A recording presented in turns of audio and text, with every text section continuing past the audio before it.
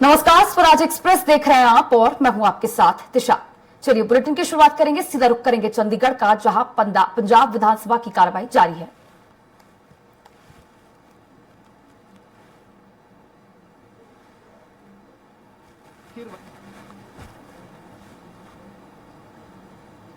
कार्रवाई की जाएगी।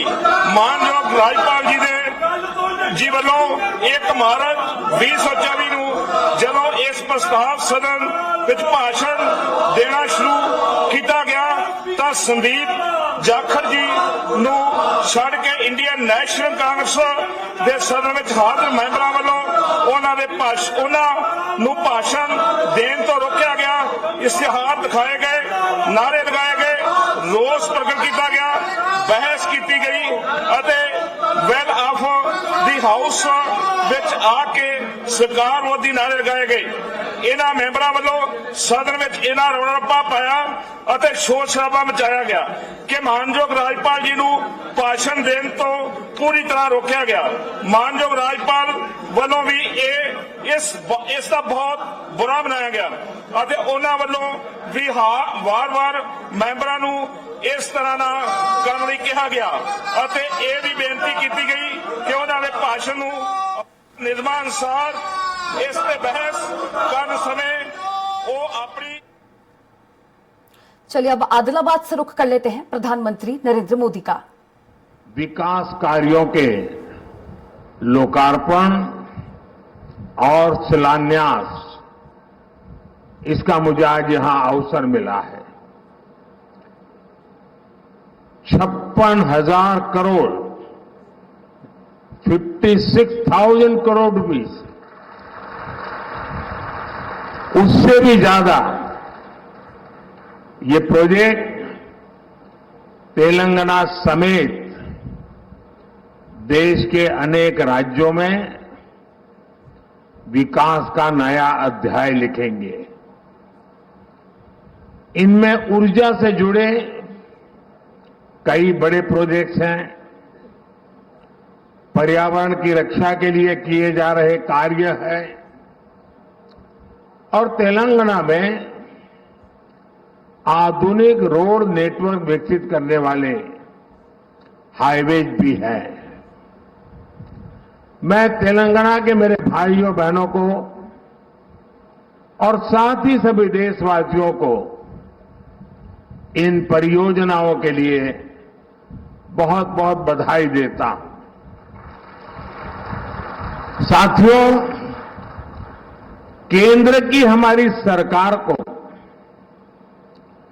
और तेलंगाना राज्य के निर्माण को करीब करीब 10 साल हो रहे हैं। जिस विकास का सपना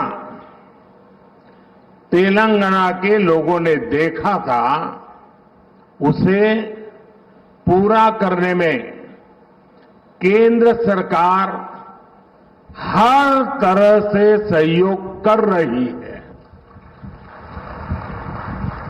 आज भी तेलंगाना में 800 मेगावाट 800 मेगावाट बिजली उत्पादन की क्षमता वाली एनटीपीसी की दूसरी यूनिट का लोकार्पण हुआ है।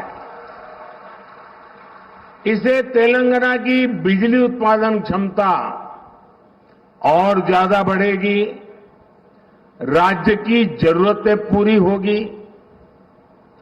अंबारी, आदिलाबाद, पिंपलकुट्टी, इस रेल लाइन के इलेक्ट्रिफिकेशन का काम भी पूरा हो गया है।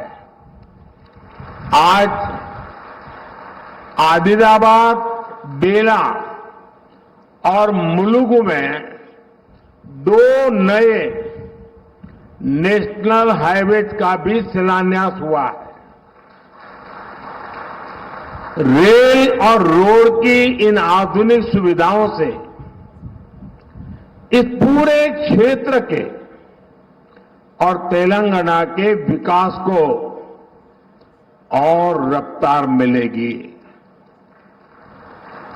इससे यात्रा का समय कम होगा, उद्योग और पर्यटन को बढ़ावा मिलेगा और रोजगार के अनगिनत नए अवसर पैदा होंगे। साथियों, केंद्र की हमारी सरकार राज्यों के विकास से देश के विकास के मंत्र पर चलती है। इसी तरह जब देश की अर्थव्यवस्था मजबूत होती है तो देश के प्रति विश्वास बढ़ता है, तो राज्यों को भी इसका लाभ मिलता है, राज्यों में भी निवेश बढ़ता है। आप लोगों ने देखा है कि पिछले 3-4 दिनों से पूरी दुनिया में भारत की तेज विकास दर, इसकी चर्चा हो रही है। दुनिया में भारत ऐसी इकलौती ओनली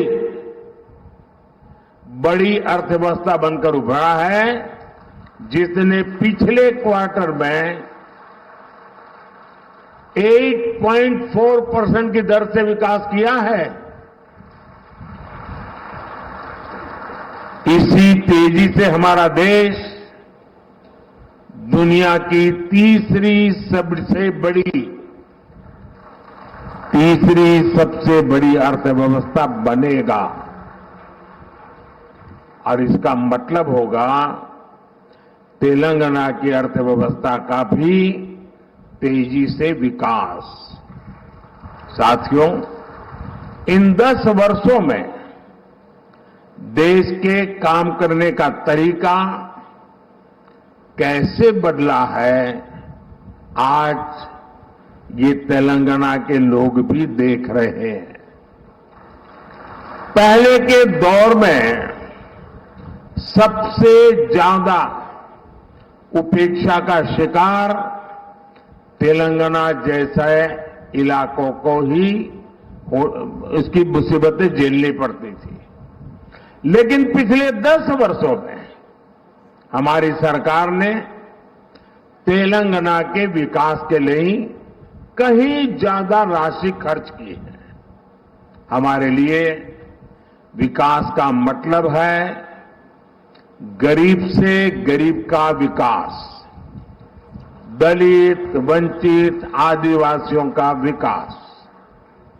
हमारे इन प्रयासों का परिणाम है कि आज 25 करोड़ लोग गरीबी से बाहर आ चुके हैं। ये हमारी गरीब कल्याण योजनाओं की वजह से मुमकिन हुआ है। विकास के इस अभियान को अगले 5 वर्षों में और तेजी से आगे बढ़ाया जाएगा। इसी संकल्प के साथ मैं आप सबको बहुत बहुत धन्यवाद देता हूं। अभी 10 मिनट के बाद मैं पब्लिक कार्यक्रम में जा रहा हूं। बहुत सारे विषय उस मंच के लिए ज्यादा उपयुक्त है, इसलिए मैं यहां इस मंच पर इतनी ही बात कह करके मेरी वाणी को विराम दूंगा। 10 मिनट के बाद उस खुले मैदान में खुले मन से बहुत कुछ बातें करने का अवसर मिलेगा।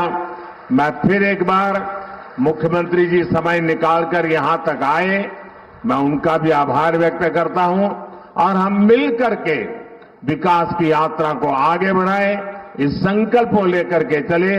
बहुत बहुत धन्यवाद।